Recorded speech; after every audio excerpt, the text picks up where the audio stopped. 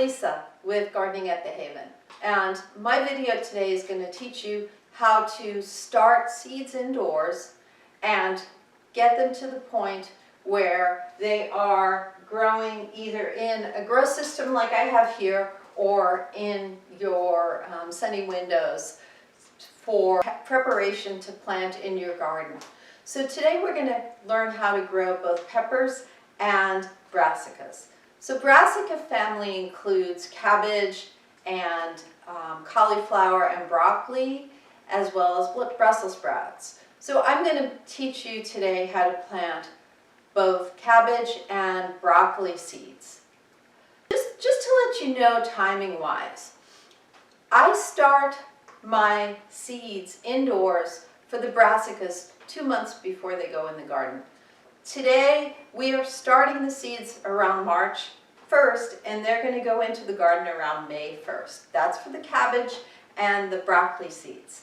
The pepper seeds will take an extra month, so we're starting them on the same day. With that being said, let's get started and I'll teach you how to plant the seeds.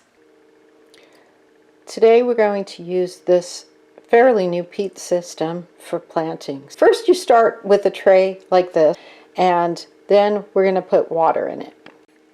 You can see they're starting to expand. I've added maybe half the water, so it's actually 10.5 cups. I've added the water, let it soak up, and then I will add more. I just added the water to the whole tray, but at this point it's going to need to be added to each individual peat for them to continue to expand. You can see little holes that I've made. These are all pepper seeds, different types. You see I've marked them all at the beginning, and I'm going to push them under the soil. This is a heat mat. It's a heat mat for starting seed. I'm going to show you a little closer. The brand doesn't matter. It's just big enough for you to put your seedlings on. So I'm going to show you. But it's important to have a mat. It keeps the temperature correct for starting seed. So as you can see, we take our seedlings, we put the dome on, we keep them in the little containers that they were in, and we put them on the heat mat. It doesn't need light. Actually, it does better without light. So we're just going to make sure to keep the seedlings moist, not wet, and we'll see what happens next. It's been about 4 days, and some of my brassicas have started to sprout. So I'm going to open and you can see. The first row is kale, the second row is cabbage, the third row is cabbage, and then the very last row that sprouted is broccoli. The rest of the stuff in the back is my peppers. They haven't started to sprout. So I'm going to take them out of here and then get them ready for some light.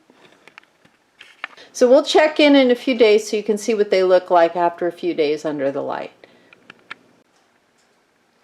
So I use a grow system that I purchased several years ago. You don't necessarily need to use an elaborate system like this. It's just that you can put your plants in a sunny window. For the amount of plants that I grew, all my windows were filled with my plants, and it was getting a little bit hard to keep up with. So I bought this system. So what this system is I've got 4 trays on the bottom and 4 trays on the top. And these trays hold your plants. And then on the bottom we have 2 fluorescent lights, and on the top I have 2 fluorescent lights. And then the plants go about 1.5 inches or so under the lights. The main thing is, when you are using a system such as this, you want to make sure not to leave the lights on any longer than your normal daylight hours, because you don't want to overtax the plants. You don't necessarily need an elaborate system like this. They do sell just a single bulb, and you don't need to have a fancy tray. You can buy a regular tray. with a bulb. These are just fluorescent lights, but anything would work. Even a sunny window. The main thing I like to say with a sunny window is make sure to turn your plants so they're getting an even light. I also tend to turn these plants and move them around because that way they're getting a nice even light. So I don't worry about marking the cabbage plants because you can see this is red cabbage. It's pink in the stem. This is green cabbage. It's white in the stem. So there's no need to mark those. My broccoli plants are in the back. I'm going to mark those because they will look like cabbage plants. They're all the same family. Broccoli and cabbage are brassicas. So I'm going to start by thinning the red cabbage. You just have to look and see what's the healthiest sprouts. To see what's the healthiest sprout, pull the top off.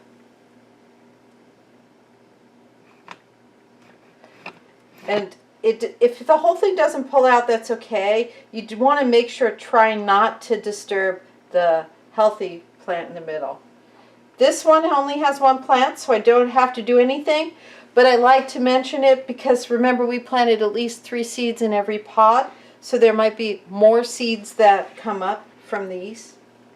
This one, a whole bunch, even more than 3. So I'm going to take the one that's off to the side first, and then I'll probably have to be careful here because I don't want to disturb the roots of the one that is going to stay. And though it looks like the tall one's healthier, it's a little too tall right now for where it should be. So I'm going to pull the tall one. Cabbage, red cabbage, and green cabbage. You can come close and see the lights. And then I have a unique situation here. I have an Australian Shepherd who loves to be into everything. So I just use this meshing that I bought. I have it tied to my stand. It just keeps him from eating my starts. Say hi, Boris.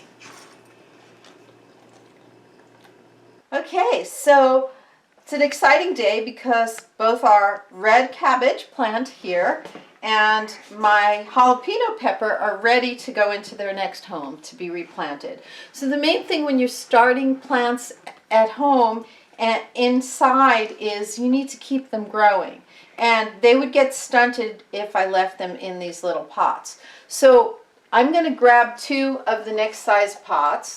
These are these. And as you can see, I use yogurt containers and we made little holes in the bottom. So you don't have to get fancy and spend a lot of money. And these get cleaned and reused every year. So what you do is, I have my soil here. This is organic potting soil. So I put a little bit in the pots. I'm going to get both of them ready. And some environments you would just go ahead and plant this with a little net. We're in a very dry area, so I always undo the netting because otherwise it can inhibit the growth. And you can see, look at all the beautiful roots that are growing in this plant. So we want the roots to expand out in the pot, in the next size pot. And I don't mark my red cabbage because if you can see, the stems are red and the color of the red cabbage is different than any other type of plant. This being a jalapeno will look like any other pepper plant, so I do mark what it is. So once again, I take the mesh off. You see all the little roots? You see, it was time to replant because we have the second set of leaves. Same here. Second set of leaves is when you know it's time to replant.